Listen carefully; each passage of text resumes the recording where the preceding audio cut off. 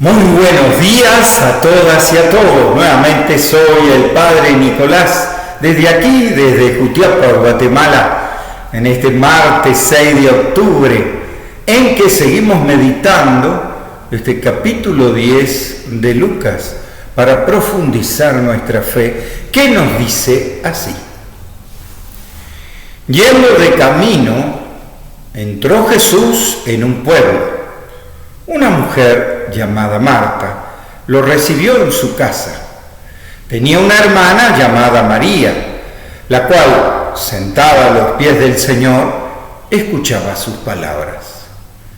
Marta, ocupada en los quehaceres de la casa, le dijo a Jesús: Maestro, ¿no te importa que mi hermana me deje sola en los quehaceres? Dile que me ayude. El Señor le respondió: Marta, Marta, te preocupas y te inquietas por muchas cosas. Cuando una sola es necesaria, María escogió la mejor parte y no se la quitará. Esto es palabra de Dios. Te alabamos, Señor. ¿Y qué nos dice este lenguaje, este mensaje? ¿Qué mensaje tiene adentro? Primero es ubicarnos, ¿no? Que en este Evangelio de Lucas solo pone a Marta y María, pero sabemos que Marta y María eran hermanas también de Lázaro, y porque en otros evangelios también se relata, Jesús era amigo de ellos. A ver, claro, porque uno podría pensar que simplemente él pedía posada y después se iba o venía porque quedaba cerca de Jerusalén, pero no. Es amigo y cercano, íntimo. ¿Por qué? Porque sin un reproche como este de Marta, decirle que me ayude a mi hermana, no tendría sentido. Lo sabemos también con todo el relato de cuando revive a Lázaro, de cómo llora su amigo. O sea, era humanamente cercano a Jesús, Marta y María. Porque si no, este relato no hubiera trascendido. Sin embargo, en otros evangelios también se pone. De todos modos, acá está el contraste que parece que corrige a Marta. Algunas veces han interpretado religiosamente como los distintos tipos de pastoral. Lo material, o sea, los actos, la praxis, o lo espiritual, el meditar. O, por ejemplo, lo contemplativo y lo activo. Yo creo que eso es un error serio de espiritualidad. ¿Por qué? Primero porque no vamos a ser juzgados en la contemplación. A ver, en cuántas horas santas hice, cuántos rosarios hice, cuántas misas escuché. No vamos a ser juzgados en eso. ¿En qué vamos a ser juzgados? Porque tuve hambre y me diste de comer.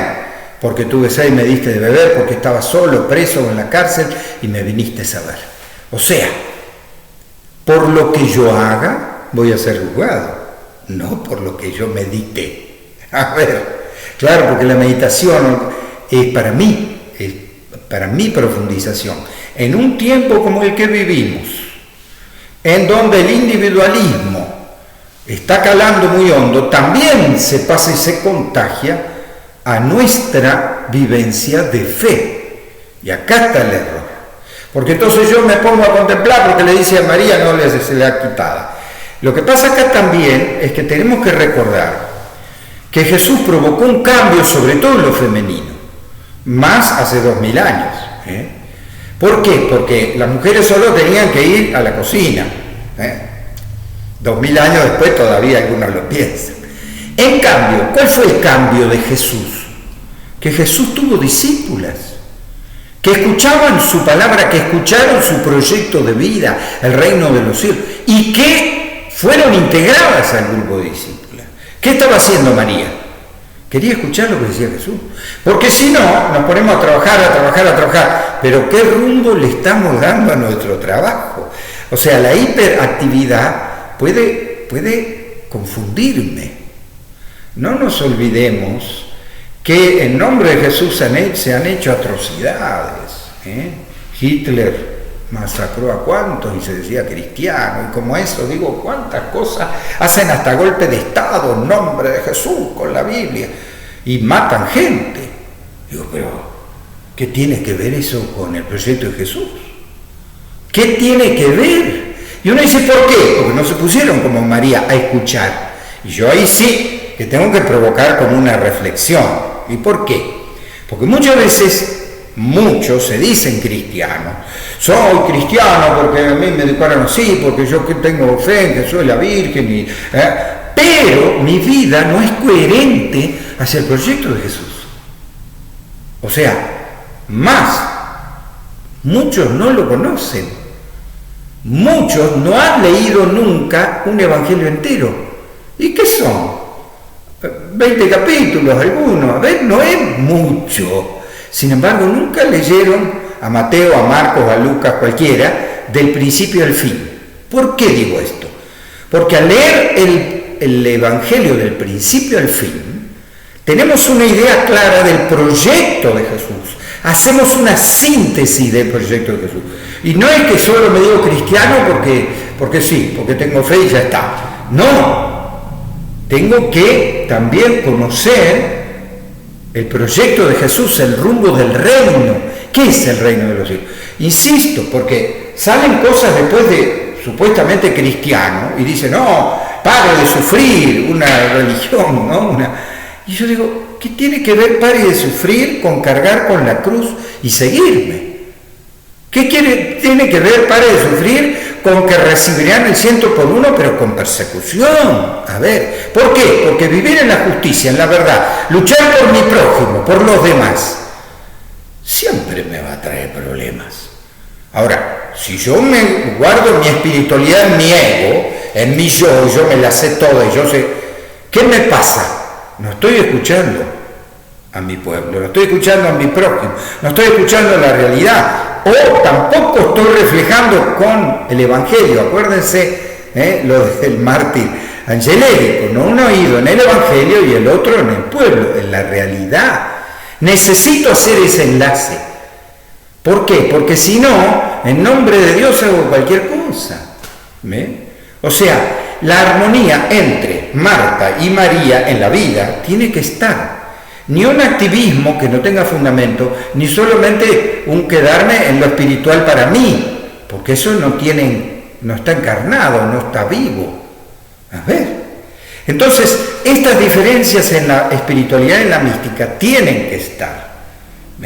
Si me digo cristiano, por lo menos el proyecto de Jesús, que es amar a Dios, al prójimo, bueno, el proyecto del reino de los cielos, tiene que estar incorporado en mi vida. Y que eso no es ideología, es una manera de vivir, es una manera de funcionar ante el mundo. A ver, insisto, muchos aún diciéndose cristianos, martirizaron a cuánta gente. Y uno dice, ¿pero qué tiene que ver eso con la fe en Cristo? Con cargar con la cruz, con perdonar al hermano, con reconciliarme. ¿Qué tiene que ver con el Evangelio, con la bienaventuranza? Bienaventurados los pobres. Y hay gente que no quiere ni ver a los pobres, a los marginados. Y eso es esencial para la vida de Jesús, el prójimo, como a Dios. ¿Ve? Son cosas fundamentales de espiritualidad cristiana que no pueden faltar si yo me digo cristiano. No puedo no conocer el proyecto de Jesús. Entonces tengo que conocer el proyecto de Jesús, pero a la vez tengo que escuchar la realidad. ¿Para qué? Para encarnar en mí la vida. Y uno dice, pero yo no voy a ser como Jesús porque Él es perfecto y yo no. No. El mensaje de Jesús es para todos. Para todos los hijos de Dios. Y si somos hijos de Dios, ¿qué quiere decir? Que tenemos que hablar directamente con nuestro Padre. El hijo tiene que hablar con su Padre. No tiene que mandar a otro que rece por mí y que averigüe por mí. No. Si soy hijo, le tengo que decir a mi papá del cielo. Tengo que saber escucharlo como Jesús. Claro. Tengo que saber qué es lo que me pide Dios, por ejemplo, en esta pandemia. ¿Qué me está pidiendo Dios? ¿Cómo está mi realidad? Y de ahí cómo la ilumino con el Evangelio. Porque de allí sacaremos ese rumbo de Dios. esa misericordia de Jesús, ese proyecto del reino de los cielos que se incorpora a mi vida. Y eso, como le digo, es un proceso, es un camino, la verdad y la vida, un camino que me lleva a la vida. Creo que es muy importante eso, la coherencia entre Marta y María, digamos, entre la acción y la profundización de Dios es vital para nuestro ser cristiano. ¿Por qué? Porque así iluminaremos con el reino de los cielos a los demás. Miren lo que le digo. Vamos a vivir profundamente este desafío de Jesús en medio de la historia que nos toque vivir. Que Dios los bendiga en el nombre del Padre y del Hijo y del Espíritu Santo.